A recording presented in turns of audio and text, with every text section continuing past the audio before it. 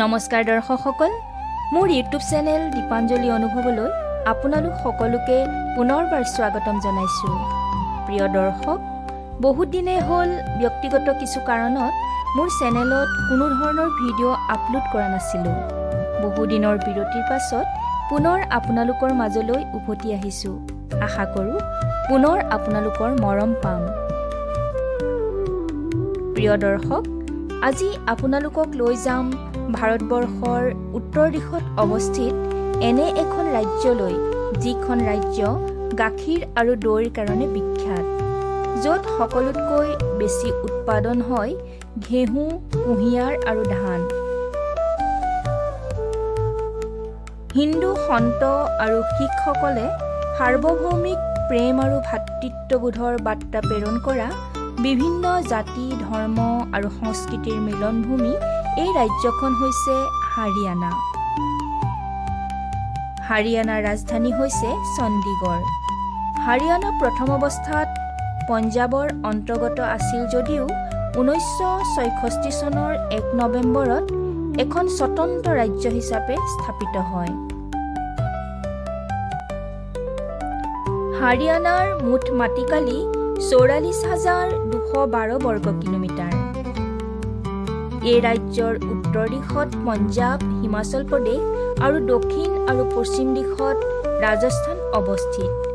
হাৰিয়ানাৰ ৰাজকীয় পশু কৃষ্ণমৃগ অৰ্থাৎ ক'লা হৰিণা পহু, ৰাজকীয় পক্ষী ক'লা তিতৰ চৰাই আৰু ৰাজকীয় বৃক্ষ হৈছে আহঁত গছ। হাৰিয়ানাৰ বৰ্তমান মুঠ জিলা 22খন। এই 22খন জিলাৰ ভিতৰৰে এখন জিলা হৈছে শোণিপত। শোণিপত জিলাৰ এখন গাঁও হৈছে ধানানা গাঁও। গৌহানা তহচিলৰ অন্তৰ্গত আলদাতপুৰৰ ওচৰত অৱস্থিত এই গাঁওখনৰ এক সুকীয়া সৌন্দৰ্য আছে। চাৰিওফালে সেউজীয়া পথাৰ আৰু গছ বনেৰে আবৃত এই গাঁওখনতে অৱস্থিত সতলোক আশ্ৰম শ্ৰী ধানানা ধাম। বিশ্বৰ 11খন সতলোক আশ্ৰমৰ ভিতৰত আটাইতকৈ ডাঙৰ আশ্ৰম হৈছে শ্ৰী ধানানা ধাম। প্ৰায় 300 বিঘা মাটিত অৱস্থিত এই বিশাল আশ্ৰমখন এতিয়াও নিৰ্মীয়মান অৱস্থাতে আছে। বিশ্ব কল্যাণৰ উদ্দেশ্য আগত ৰাখি জগতগুৰু তত্ত্বদৰ্শী সন্ত ৰামপাল মহাৰাজৰ তত্ত্বাৱধানত নিৰ্মাণ হোৱা সতলোক আশ্ৰমসমূহত প্ৰত্যেক বছৰে 6টাকৈ বৃহৎ অনুষ্ঠানৰ আয়োজন হয়। সমাজ কল্যাণমূলক এই অনুষ্ঠানসমূহত 3দিনীয়া সূক্ষ্মবেদৰ অখণ্ড পাঠ, বিনামূলীয়া চিকিৎসা সেৱা, ৰক্তদান শিবিৰ, যৌতুকমুক্ত বিবাহ, বিনামূলীয়া নাম দীক্ষা আৰু বিনামূলীয়া বিশাল ধৰ্মভোজৰ আয়োজন কৰা হয়। এই অনুষ্ঠানলৈ সমগ্ৰ বিশ্বক আমন্ত্ৰণ কৰা হয়। ভাৰতবৰ্ষৰ বিভিন্ন প্ৰান্তৰ লাখ লাখ ভক্তৰ লগতে বিদেশৰ পৰাও হাজাৰ হাজাৰ ভক্তৰ সমাগম হয়। এইবাৰো মাৰ্চৰ 9, 10 আৰু 11 তাৰিখে বিশ্বৰ মহান সন্ত গৰীবদাস মহাৰাজৰ বুধ দিৱসৰ আয়োজন কৰা হৈছে। এই বুধ দিৱসত অংশগ্ৰহণ কৰিবলৈকে আজিৰ আমাৰ এই যাত্ৰা।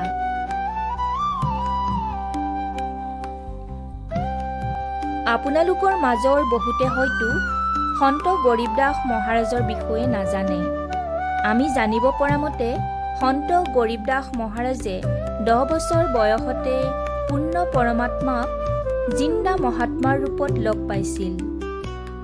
পূৰ্ণ পৰমাত্মাই তেখেতক সৎনাম প্ৰদান কৰি তেখেতৰ আত্মাটোক সতলোক অৰ্থাৎ পৰম ধামলৈ লৈ গৈছিল আৰু তত্ত্বজ্ঞানেৰে সমৃদ্ধ কৰি পুনৰ পৃথিৱীলৈ পঠাই দিছিল। গৰীবদাস মহাৰাজে পৰমাত্মাৰ তত্ত্বজ্ঞান লাভ কৰা সেই দিনটোকে বুধ দিৱস হিচাপে পালন কৰা হয় বুলি আমি ইতিমধ্যে জানিব পাৰিছোঁ।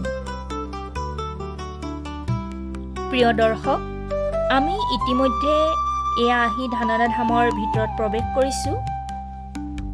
বিভিন্ন ঠাইৰ ভক্তৰ লাহে লাহে এয়া সমাগম ঘটিছে। এয়া চাওক, কিমান বিশাল পেণ্ডেল, য'ত লাখ লাখ মানুহে একেলগে বহি সৎসংগ শুনাৰ সুব্যৱস্থা আছে। এয়া অনুষ্ঠান আৰম্ভ হৈছে। আজি বুধ দিৱস অনুষ্ঠানৰ প্ৰথম দিন। এয়া অনুষ্ঠান আৰম্ভ হৈছে। হালোৱা প্ৰসাদৰ ভোগ লগোৱা অনুষ্ঠানৰ বাবে ভক্তসকল এয়া শাৰী পাতি থিয় হৈ আছে। কিছু সময়ৰ পিছতে ৰান্ধনীশালৰ পৰা মুখ্য দৰবাৰলৈ প্ৰসাদ লৈ অনা হ'ব। সেয়ে সকলোৱে কৰজোৰে লানি পাতি অতি ভক্তিভাৱেৰে অপেক্ষা কৰি আছে। সঁচাই এটা বিৰল দৃশ্য।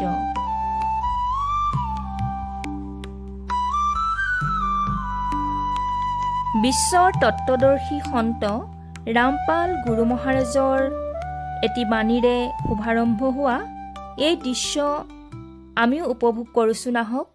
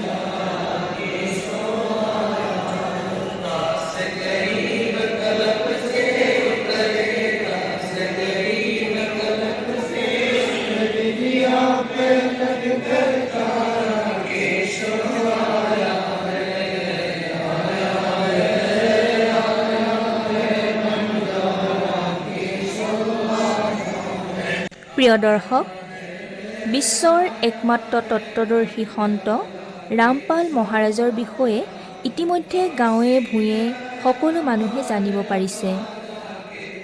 আমিও ছ'চিয়েল মিডিয়াৰ যোগেদি তেখেতৰ সমাজ সংস্কাৰমূলক কৰ্মৰ বিষয়ে অৱগত হৈছোঁ। পৃথিৱীৰ ওপৰত স্বৰ্গ নিৰ্মাণৰ চেষ্টা কৰা এই মহান সন্তজনে বিশ্ববাসীক একগোট কৰিব বিচাৰিছে। জীৱ আমাৰ জাতি, মানৱ আমাৰ ধৰ্ম, হিন্দু মুছলিম শিখ খ্ৰীষ্টান ধৰ্মৰ পৃথক নহয় মৰ্ম। এই শ্লোগানেৰে উচ্চ নিচৰ ভেদাভেদ আঁতৰাই বিশ্ব ভাতৃত্ব গঢ়ি সকলোকে সম্প্ৰীতিৰ এনাজৰীৰে বান্ধিব বিচৰা ৰামপাল মহাৰাজদেৱৰ মুখ্য উদ্দেশ্যসমূহ হৈছে বিশ্বক সত্যভক্তিৰ দ্বাৰা মুখ্য অৰ্থাৎ মুক্তি প্ৰদান কৰা, সমাজত প্ৰচলিত জাতিভেদ প্ৰথাক দূৰ কৰা,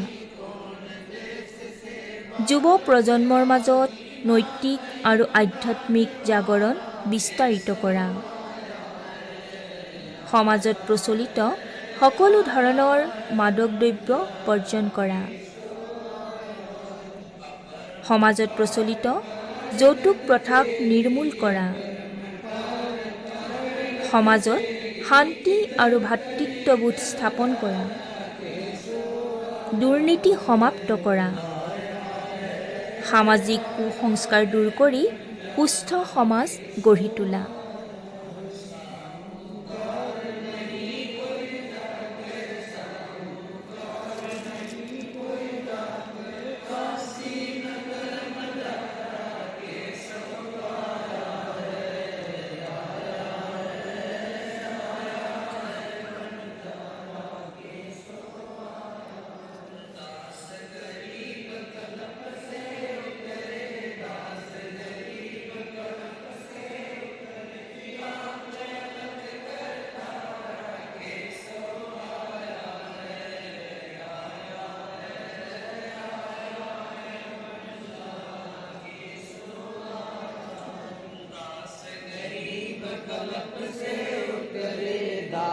गरीब कलप से उतरे जिया अलग कर तारा केशो आया है आया है आया है। প্ৰিয় দৰ্শক, সন্ত ৰামপাল মহাৰাজদেৱৰ সেৱাদাৰসকলৰ পৰা আমি জানিব পাৰিছোঁ যে শুদ্ধ খাটি ঘিউৰে তৈয়াৰী এই হালোৱা প্ৰসাদৰ এক বিশেষ বৈশিষ্ট্য আছে।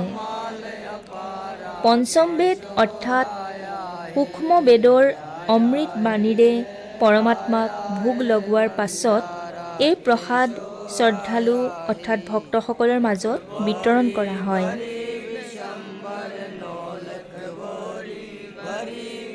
এই প্ৰসাদ খালে হেনো অসংখ্য যুগৰ পাপো খণ্ডন হয়। সেইবাবে এই সুস্বাদু হালোৱা প্ৰসাদ গ্ৰহণ কৰিবলৈ সকলোৱে অতি ব্যাকুলতাৰে অপেক্ষা কৰি থাকে। কাৰণ জানি নাজানি সকলো মানুহে কম বেছি পৰিমাণে পাপ কৰে। সন্ত ৰামপাল মহাৰাজৰ মুখৰ পৰাও আমি শুনিছোঁ যে ধৰতী উপৰ পগ জো ধৰে কৰোড়ো জীৱ এক দিন মে মাৰে, অৰ্থাৎ পৃথিৱীৰ ওপৰত যি খোজ দিয়ে তেওঁ প্ৰতিদিনে প্ৰায় কোটি জীৱ হত্যা কৰে। কাৰণ অতি সূক্ষ্ম জীৱবোৰৰ আমাৰ ভৰিৰ গছকত মৃত্যু হয়, যিটো কথা হয়তো আমি কোনোদিনেই ভবা নাই। পাপ নাশ হোৱাটো সকলোৱে বিচাৰে। পাপ নাশ কৰিবলৈ অনেকেই অনেক ক্ৰিয়া কৰে। কিছুমানে গংগা স্নান কৰে, কুম্ভ মেলালৈ যায়, পূজা পাতল যজ্ঞ আদিও কৰা দেখা যায়। কিন্তু সন্ত ৰামপাল মহাৰাজে কয় যে সৎগুৰু ধাৰণ কৰি শাস্ত্ৰ বিধি অনুসৰি পূৰ্ণ পৰমাত্মাৰ ভক্তি কৰিলেহে আমাৰ সকলো পাপ নাশ হয়।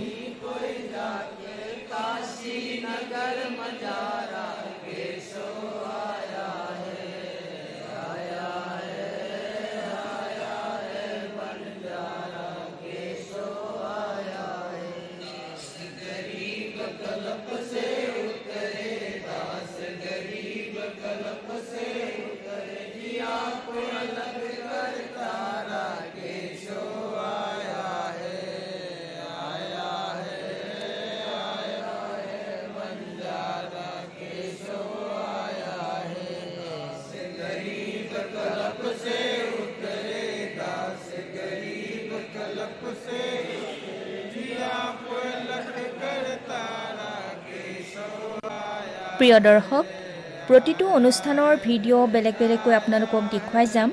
এই ভিডিঅ'টো ইমানতে সামৰিছোঁ। আপোনালোকে ধৈৰ্য সহকাৰে ভিডিঅ'টো চোৱাৰ বাবে ধন্যবাদ জনাইছোঁ।